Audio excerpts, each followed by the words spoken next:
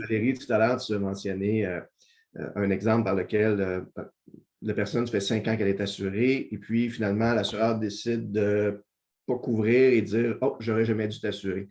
Euh, Est-ce que tu as des trucs ou qu'est-ce qu'un assuré pourrait faire pour éviter d'avoir des problématiques avec son assureur là, avant même de faire une réclamation? Oui, moi, en fait, j'ai quelques trucs pour minimiser les problèmes avec son assureur. Le premier truc qui est en lien avec, l'exemple que tu donnes, Luc, c'est vraiment de prendre le temps, au moment où on souscrit un contrat d'assurance, au moment où on achète une assurance, de déclarer tous les faits qui peuvent influencer l'assureur dans sa décision de nous assurer ou dans la prime d'assurance qu'il va nous charger. Par exemple, est-ce que j'ai fait des réclamations dans le passé? Est-ce que je fume? Est-ce que j'ai une activité commerciale à la maison? Des consommateurs qui pensent que les assureurs ne font pas de vérification, mais il y a des vérifications qui se font au moment d'une réclamation.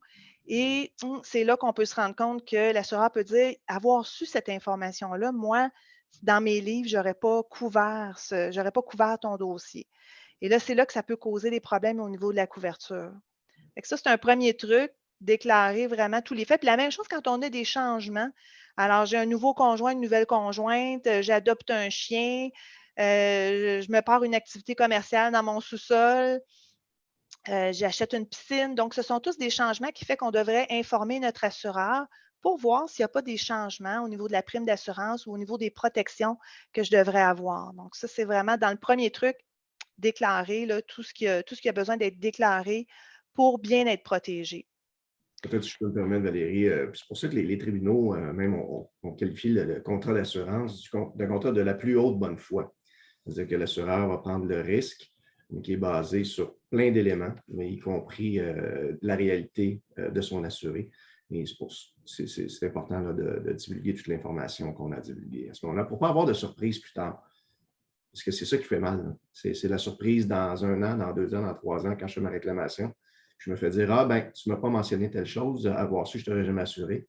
On se retrouve vraiment les pieds dans les plats. C'est problématique, hein. Malheureusement, les gens pensent que, avant j'ai le goût de vous répondre, là, dans le temps, avant l'informatique, puis il y avait un échange d'informations, bon, peut-être qu'on pouvait s'en sortir, là. Mais maintenant, avec l'informatique, puis tous les échanges, puis les dossiers, médicaux qui deviennent publics dans le DSQ et cetera, c'est rendu qu'on faut vraiment, quand tu prends de l'assurance, être hyper honnête parce que si tu ne l'es pas, vaut mieux payer un peu plus cher maintenant et s'assurer d'être indemnisé que de dire je vais payer moins cher maintenant, puis lorsque c'est le temps de réclamer, bien là, ça va vous coûter encore plus cher. Là. Donc, c'est important de dire la vérité à ce stade-là. Là. Puis, s'il y a des modifications, justement, tu sais, je pense on fumait pas, puis là, tout d'un coup, on commence à fumer. Est-ce qu'on est obligé de faire des déclarations comme ça en cours de route? Ben, vaut mieux poser la question à l'assureur. Moi, je ne prendrais pas de chance, là. Comme on dit, avec l'accès à l'information qu'il y a, je pense que c'est préférable de le déclarer puis de poser la question à l'assureur ou à notre représentant. Ouais, à ce moment-là, hein? Même si on ne vous l'avise pas, s'il y a un changement majeur, tout aussi bien de le dire pour être sûr que s'il y a une problématique plus tard. On le sait que ça affecte la santé de fumer, donc je pense qu'on s'attendrait à ce qu'on le déclare. Et OK. l'inverse est aussi vrai. Je fumais, puis j'ai arrêté de fumer depuis 1 an. Je pourrais aussi communiquer avec mon assureur pour lui annoncer la bonne nouvelle, là. Je vais avoir des réductions de primes. Ouais, des situations qui s'améliorent, on le souhaite. Là. Est-ce que vous avez d'autres? Ah oui, puis excusez-moi, j'ai une question dans le chat qui est ceci.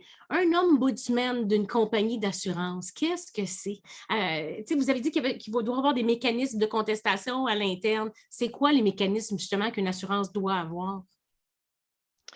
Ben, en fait, tout assureur doit, recevoir les plaintes, les traiter. Puis là, ben, il y a différentes façons de faire auprès de différentes compagnies d'assurance. Il y a des compagnies d'assurance qui ont des ombudsman. Ça peut représenter le dernier niveau de traitement d'une plainte, au sein d'une compagnie d'assurance, par exemple. Mais je pense que, en traitant avec l'Autorité des marchés financiers, nous, comme j'expliquais, on va vous aider à naviguer là-dedans, puis on va l'adresser à la bonne personne. Donc, faut pas, trop s'inquiéter de ça. Est-ce que ça s'appelle un ombudsman? Est-ce que ça s'appelle un responsable de traitement des plaintes? Nous, on va l'adresser à la bonne personne.